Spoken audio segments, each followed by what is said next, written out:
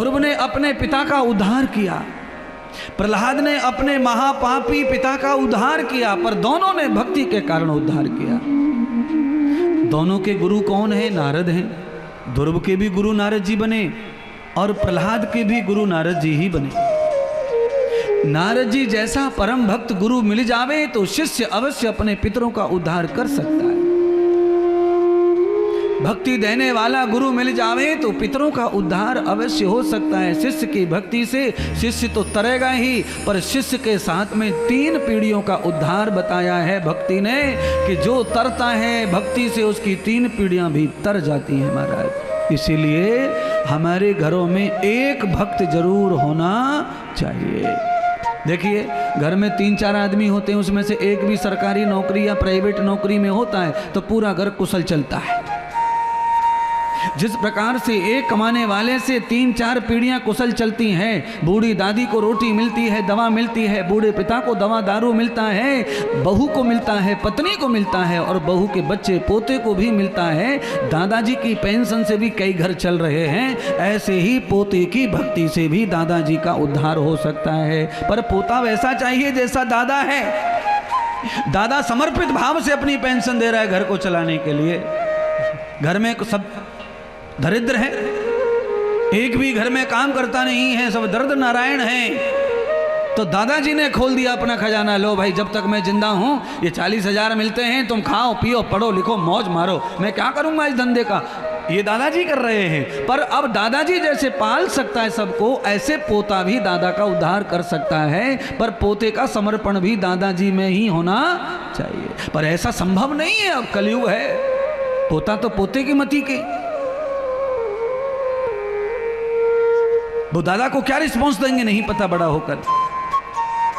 पर दादा क्या कर रहा है? दादा उनको पढ़ा रहा है, दादा उनमें गुण नहीं डाल रहा है। तो दादा केवल पढ़ाने से गुणवान नहीं बना सकता है। दुनिया में कोई भी व्यक्ति गुणवान बनता है शिक्षा से ही, पर आज शिक्षा का स्तर इतना घिनौना, इतना गंदा, इतना लुच्चा हो चुका है कि किसी का भी निर्माण शिक्षा से होने वाला नहीं है। शिक्षा बर्बाद करने वाला बन गया है शिक्षा का प्रणाली। क्यों? मैकाले की शिक्षा में चरित्रहीनता का पाठ।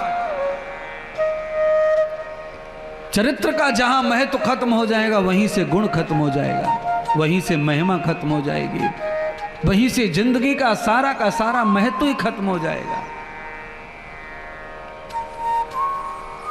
जहां चरित्र की महिमा है वहां सब कुछ पैदा होना शुरू हो जाएगा।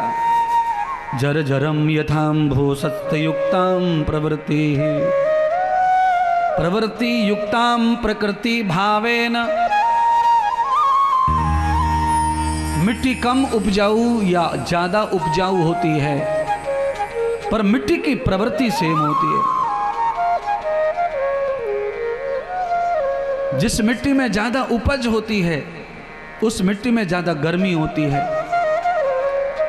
उपजाऊ मिट्टी अगर आपके पैरों से लगेगी तो आपके जल्दी से पैर को, एड़ी को फाड़ देगी, चमड़ी को फाड़ देगी, एड़ियां खराब कर देगी। उपजाऊ मिट्टी पैर में ज़्यादा चिपकती है तो एड़ी चमड़ी को भी बर्बाद करती है, क्योंकि चमड़ी एड़ी में उतना पावर नहीं है जो मिट्टी की गर्मी को पचा ले, तो फाड़ देती, सर्द गर्म हो जाता है, एड़ी फट जाती है। आप नदी के पानी में जब जाते हैं तो यमुना की जो रेती है वो पैदा करने में असमर्थ है, तो आपके पैरों को फाड़ने में भी असमर्थ है। आप दिन भर घूमते रहो रेती में, पैर नहीं फटेंगे आपके। गंगा जी के रेत में दिन भर घूमो, जमुना के रेत में दिन भर घूमो, पैर नहीं फटेंगे।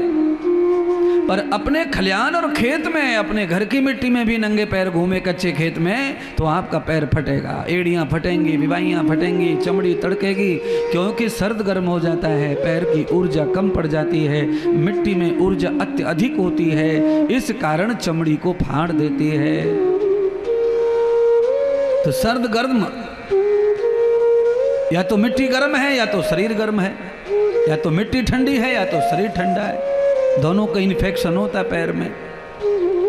जिनकी एड़ियां फटती नहीं है समझ लो शरीर अनुकूल है, उनका न सर्द है न गर्म है, शरीर स्वस्थ चल रहा है, प्रसन्न चल रहा है। एड़ियां फटना भी अस्वस्थ शरीर की पहचान है। अगर आपकी एड़ियां फट रही हैं तो आपके शरीर को जरूर दिखाओ, चेकअप कराओ। शरीर में विटामिन डी की कमी आ गई है, या तो 12 कम हो गया है, B12 कम हो गया है, B3 कम हो गया है। अपने शरीर को कैल्शियम से भरो, अपने शरीर को ठंडक दो, शीतलता दो। 2 प्रकार की शीतलता होती है। एक शीतलता वो है जिसमें मरण होने के बाद होता है शरीर ठंडा, और एक शीतलता वो है जो शरीर तंदुरुस्त रहता है।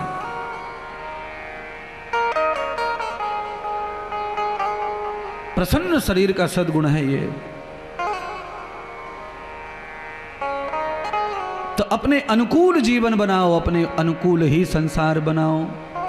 या तो संसार के अनुकूल तुम चलो, या संसार को अपनी तरह चलाओ। ये 2 में से कुछ आप अंडर कर लो।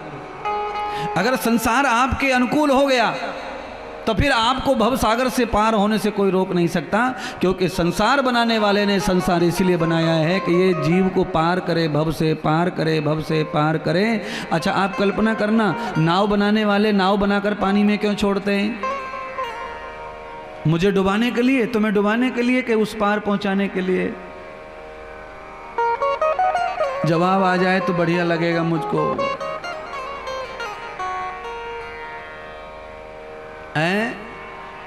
पार करने के लिए। नाव बनाने वाला नाव इसलिए बना रहा है क्योंकि उसकी नाव बिक रही है, और वो बिक इसलिए रही है क्योंकि केवट जो है धंधा करता है, पैसा कमा लेता है, यहाँ से वहाँ, वहाँ से वहाँ पहुँचाता है। पर आपने कई बार सुना होगा न्यूज में कि वहाँ नाव डूब गई और 70 आदमी पानी में डूब के मर गए, वहाँ 20 मर गए, वहाँ 30 मर गए। पानी का जहाज डूब गया, 400 मर गए, 500 मर गए। कोई भी कंपनी मरने के लिए नाव नहीं बना रही है, पर अनुकूल समय चला गया, परिस्थिति प्रतिकूल हो गई नदी में हमारी गलती से, तो नाव डुबो देगी। नाव स्वयं नहीं डूबना चाहती, उसी प्रकार बनाई गई है, पर आपकी गलती ही नाव को डुबाती है। नाव का कुछ भी नहीं बिगड़ता, बैरने वाले सब डूबते और मरते हैं उसमें। इसीलिए ये जो संसार प्रभु ने बनाया है, ये नाव है भवसागर से पार करने की, पर हमारी गलतियों से ही संसार हमें डुबा देता है, और हमारी चातुर्यता से, अनुकूलता से यही संसार हमें भव पार भी लगा देता है। अब आपकी इच्छा है महाराज, भव पार लगने वाला संसार चाहिए, बुद्धि चाहिए कि डूबने वाली?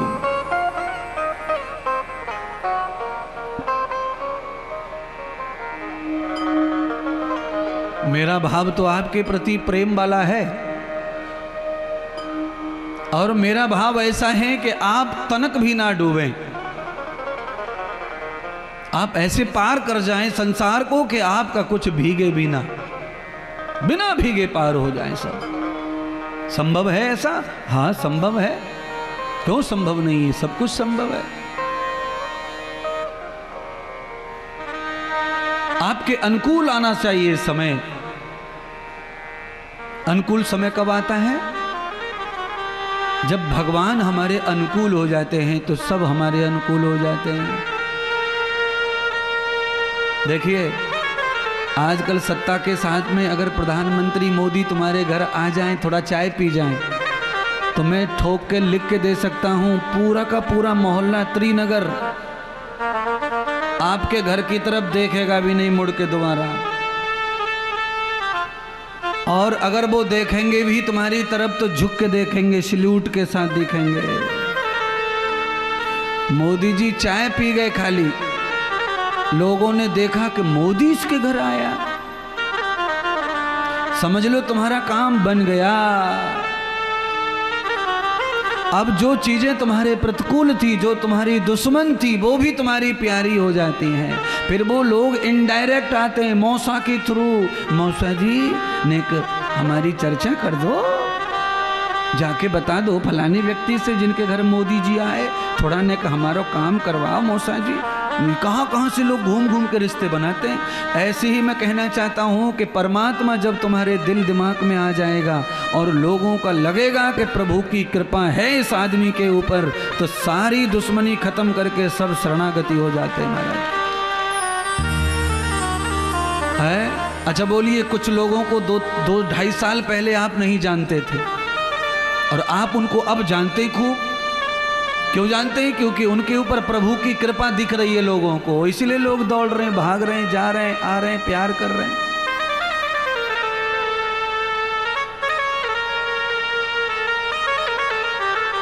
हमारे पास में भी कोई आता है तो क्यों आता है? किसी को दिखता है कि इनके पास में है कुछ प्रभु कृपा, इनके पास है कुछ परमात्मा का हाथ।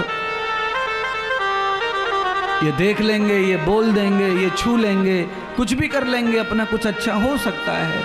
तो अनुमान ही सही पर मान कर अपन स्वीकार करके ही आते हैं महाराज। और गोस्वामी लिखते हैं, जहां पर कृपा राम की हुई ता पर कृपा करें सब कोई। राम कृपा जिनके ऊपर हो जाती है उनके ऊपर सब कृपा करते हैं। चलिए, मैं चाहता हूं कि आपके ऊपर भी राम कृपा हो रही है। अब ये राम कृपा का ही प्रारंभ तो है। कथा में आना मने राम कृपा। राम कृपा बिन सुलभ न सोही, बिन सतसंग विवेकन होई। तो राम कृपा तो हो गई आपके ऊपर, पर अब ध्यान कर लो, राम कृपा कितनी हो गई है कि आपको राम जी कथा में ले आए। चलो भाई हमारी कथा में। अब यहाँ से आगे जो कृपा है वो आपको कंटिन्यू करनी है, तो इसका पालन आपको करना है कथा का, तो कंटिन्यू हो जाएगी। आप जितनी देर दूध को अग्नि पर तपाते रहते हैं उसके ऊपर उतनी ही मोटी मलाई बनती रहती है। आपने अगर एक उबाल दिया तो मलाई तो बनेगी पर पतली सी आएगी, बाकी मलाई दूध में घुली हुई है। अगर आपको मोटा परत चाहिए मलाई का तो दूध को धीमी अग्नि पे धीरे धीरे थोड़ा तपने दो। अगर आपको प्रभु कृपा ज्यादा चाहिए तो सत्संग में पूरे 6 दिन धीरे धीरे गाड़ी को आने दो, टिकने दो।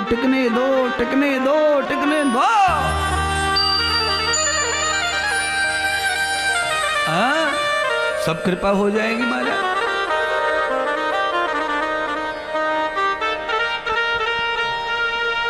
कहीं भी नहीं रुकेगी कृपा राम जी की, खुल के मिलेगी कृपा आपको। क्यों? लो पी लो, कृपा आ रही है। रात को आ गई थी कृपा, 10 बजे पांडाल खुल गया था ऊपर से वर्षा के लिए कि भाई सुबह बरसाएंगे कृपा। तो कृपा बरसी कि नहीं बरसी पता नहीं।